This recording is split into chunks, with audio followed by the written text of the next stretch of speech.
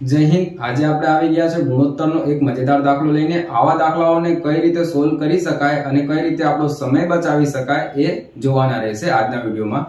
અને આમાં તો મેથ્સ દેખાય એવું આપણે કહી શકીએ, કેમ કે ક્વેશ્ચન છે કે 425 રૂપિયા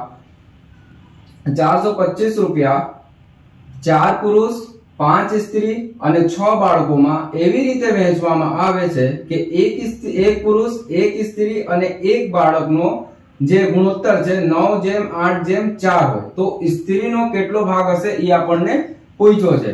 તો અહીંયા તો સૌથી પહેલા આપણને કીધું કે 9:8:4 આ ગુણોત્તર એક પુરુષ એક સ્ત્રી અને એક બાળકનો આપ્યો છે।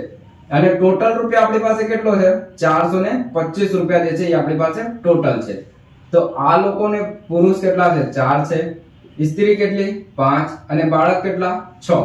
તો 9 ચોક 36, 8 પંજા 40 અને 4 છંગા 24, એટલે કે ટોટલ ફ્રેક્શન વેલ્યુ ગુણોત્તરમાં આપણું કેટલું આવ્યું 100 આવ્યું।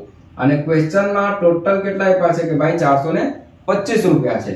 તો સ્ત્રી કેટલી છે આપણી જોડે 40 સ્ત્રી છે, તો 40 સ્ત્રીને કેટલા મળશે ઈ ક્વેશ્ચન માર્ક, એટલે આને હટાવીએ 425 ભાગ્યા 100 અને ગુણ્યા 40 કરી દઈએ, તો આપણને મળી જાય અહીંયા 5 મહિલા એટલે કે 5 સ્ત્રી જે છે એનો વેલ્યુ ભાઈ।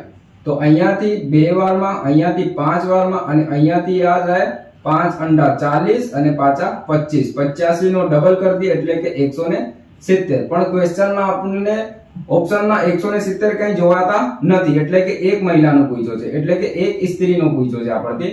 તો 170 ભાગ્યા 5 કરીએ આપણે એટલે કે આપણું આન્સર આવશે 34। તો આ પ્રમાણે આપણે સાચા ઓપ્શન ટિક કરવાના રહેશે। અહીંયા આપણાથી જો 5 મહિલાનો પૂછ્યો હોત તો 5 મહિલાને 170 મળે, તો એક સ્ત્રીને કેટલા મળશે તો 34 રૂપિયા મળશે। આવા મજેદાર ક્વેશ્ચનો અમારી જોડે શીખવા માટે અમારી YouTube ચેનલ સાથે જોડાયેલા રહો। આભાર।